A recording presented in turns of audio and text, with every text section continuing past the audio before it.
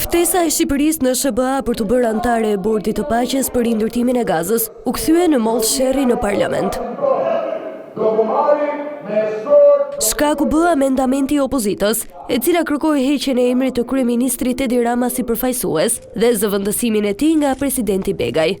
Por kreu i shtetit u tregua i shpejt. Me anë të një shkrese, ai ja autorizoi pjesëmarrjen kreut të qeverisë si përfaqësues i vendit tonë në Bordin e Paqes. Nga foltorja, opozita nuk vonoi të kalonte në akuza.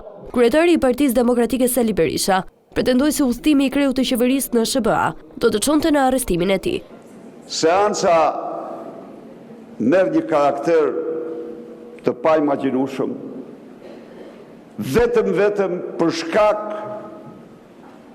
të përpjekjes primitive të një njeriu që tani po i vjen fundi. Përgjigjen e mori me ironi nga vetë kryeministri. Madje me batuta ai u shpreh se do të dorëzohet vetë në Washington. Nuk do ta detyroj ushtrinë amerikane t'i bashkohet protestës suaj nga taraca e kryeministrisë, se do dorëzohen vetë, paqësisht, në duart e autoriteteve ligjzbatuese amerikane që do vinë në aeroport në Washington, do më marrin me eskort, do më çojnë në Shtëpinë e Bardhë për të ulur si antar i Bordit të Paqes. Ftesa në Bordin e Paqes se cilësoi si një nder, por dha dhe arsyen se pse nuk mori pjesë në takimin në Davos, ku finalizua dhe nisma me vendet themeluese.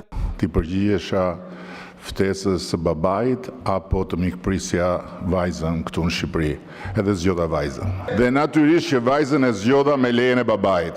Dhe njëherë hodhi poshtë pretendimet se Shqipëria ka detyrime financiare. Po, denoncimi juaj më detyroi të hiqem nga ajo pagesë dhe detyrohet presidenti Trump të më pranojë pa pagesë. Një ditë më parë qeveria miratoi marrëveshjen për adherimin e Shqipërisë në Bordin e Paqes. Në këtë fazë nuk do të ketë detyrime financiare. Adherimi i Shqipërisë si pjesëmarrëse u kalua me vot në Komisionin e Jashtëm, ndërsa amendamentet e opozitës u rrëzuan.